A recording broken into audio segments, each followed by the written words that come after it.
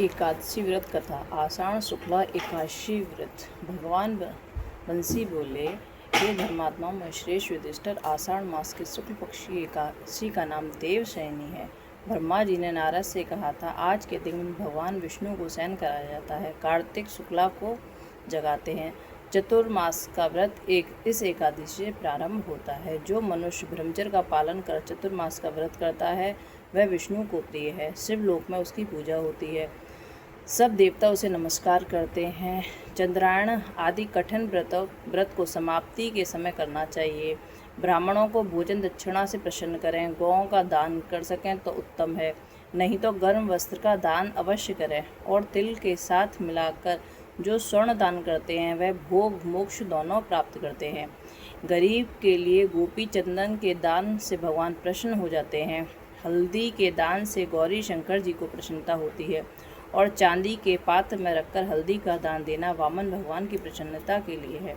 ब्राह्मणों के लिए दही भात का भोजन कराना चाहिए। चतुर्मास में एक बार भोजन करते हैं वह स्वरूप हो जाते हैं।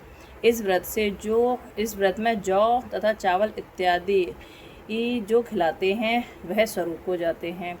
अब एकादशी के महत्व की एक पौराणिक कथा है, वह कहता हूँ।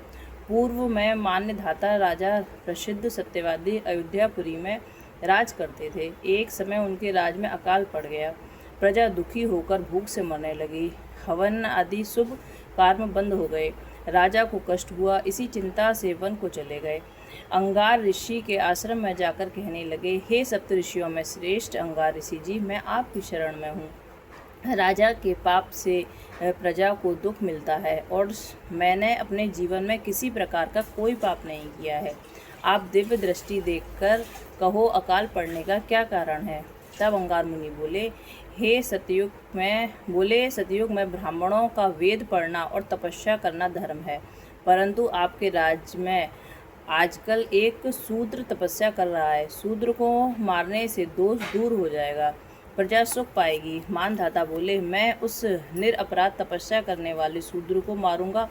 आप इस कष्ट से छूटने का कोई और सुगम उपाय बतलाइए। ऋषि राज बोले, सुगम उपाय कहता हूँ, भोग तथा मोक्ष देने वाली देवशयनी एकादशी है।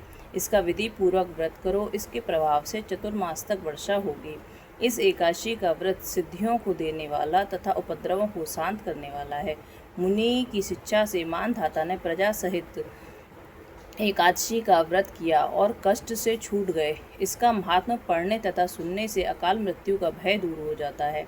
आज के दिन तुलसी का बीज पृथ्वी या गमले में बोया जाता है तो महान पुण्य होता है। तुलसी की पवन से यमदूत भय पाते हैं।